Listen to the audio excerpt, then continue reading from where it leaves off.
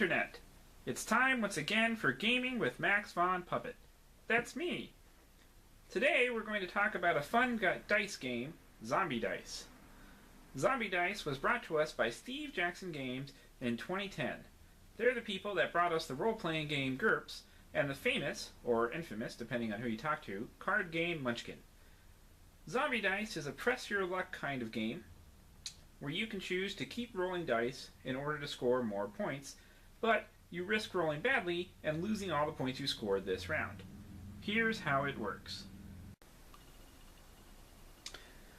The rules for Zombie Dice are pretty simple. In the game, you play a zombie trying to eat as many brains as you can. The dice represent your victims and their tasty, tasty brains. As you can see here, there are 3 colors of dice. These represent how difficult it is to score brains on them.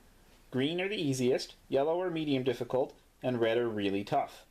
To play, you put all the dice in a cup, like so, and then draw blindly 3 dice to roll. Any brains that you rolled are put aside. These are your potential score.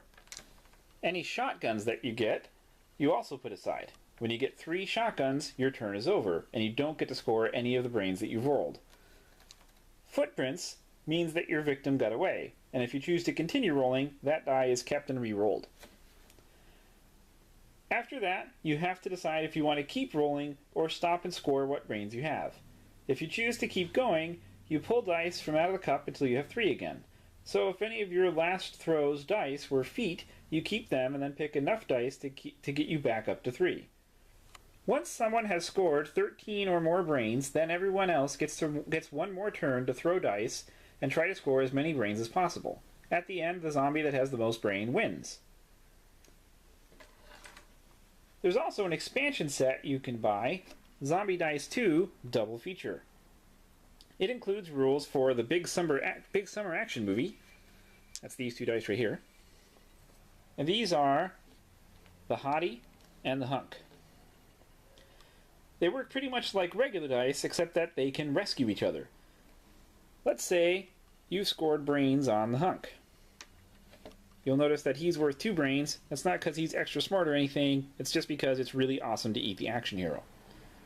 Now, then you pull the Hottie on your next roll, and she rolls a shotgun blast. That means that she rescues the Hunk, he goes back in the cup, and you don't get to score your brains. The same is true in reverse. This other special die is from another movie, Santa Claus Meets the Zombies. That's right, this red die is Santa Claus. In addition to brains, shotguns, and footprints, brains, footprints, and shotguns, Santa also gives out gifts. The double brains means that he's given you what you wanted most for Christmas, brains. And they count, of course, as 2 brains. The energy drink, that's this one right here, makes you a fast zombie. This means that when you roll a green die and it comes up feet, that it automatically counts as brains. And finally, Santa can give you the helmet. This makes you tough and means that you have to get 4 shotgun blasts before your turn ends. Another special rule with Santa is that he only comes once, so if you somehow manage to go through all 13 dice before ending your turn, whereas normally all 13 dice will be returned to the cup, Santa is not until it's the next player's turn. Of course, you can also play the direct-to-video sequel with all 3 special dice. And no matter which set of rules you choose to follow with these special dice, you always remove certain dice and replace them with these special dice, keeping your die total at 13. And that's really it. It's a load of fun and quick to play, and can be played with any number of people. The only thing I would warn about is in playing this with a large group, as it can take a long time for the dice to come back around to you, and that can lead to players getting bored waiting for their turn.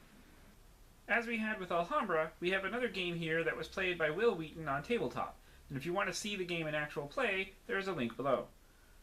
Zombie Dice is available in most game stores as well as at Target. It's not that expensive either, so go check it out. Or, if you're an Apple user, it's available for free in the App Store. Sadly, there's not yet an Android version. Until next time, keep playing games. Bye!